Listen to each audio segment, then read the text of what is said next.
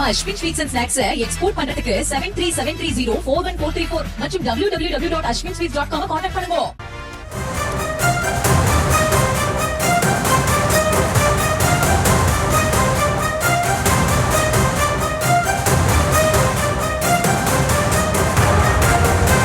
தமிழகத்தின் பல்வேறு பகுதிகளிலும் பூக்களின் விலை கடுமையான உயர்வை சந்தித்திருக்கிறது. மல்லிகை பூ கிலோ 7,500 ரூபாய்க்கு விற்கப்படுவதாக கூறப்படுகிறது. விவரங்களோடு இணைகிறார் செய்தியாளர் கிருஷ்ணகுமார். கிருஷ்ணகுமார், வணக்கம்.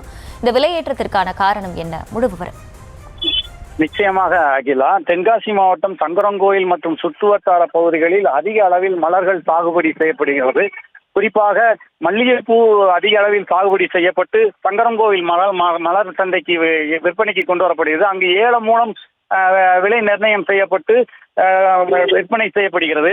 இந்நிலையில் கடந்த சில தினங்களாக 1 கிலோ மல்லிகைப்பூ 3000 ரூபாய்க்கு விற்பனையாகி வந்த நிலையில் இன்று காலை 1 கிலோ 7,500 ரூபாய்க்கு கடும் விலை உயர்வு காரணமாக விற்பனை ஆகிறது. குறிப்பாக மலர்கள் பனிக்காலங்களில் அதிக அளவில் விளைச்சல் இருக்காது. இப்போ தற்போது கடும்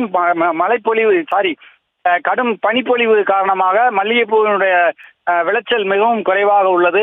மேலும் கேரளாவிலிருந்து அதிக அளவில் வியாபாரிகள் சங்கரன்கோயில் மலர் சந்தைக்கு போட்டி போட்டு மல்லிகைப்பூவை விலைக்கு வாங்குவதால் கடுமையான விலை உயர்வுக்கு காரணம் என கூறப்படுகிறது. இதனால் விவசாயிகள் மிகுந்த மகிழ்ச்சி அடைந்துள்ளனர். அகிலா, விவரங்களுக்கு நன்றி கிருஷ்ணகுமார்.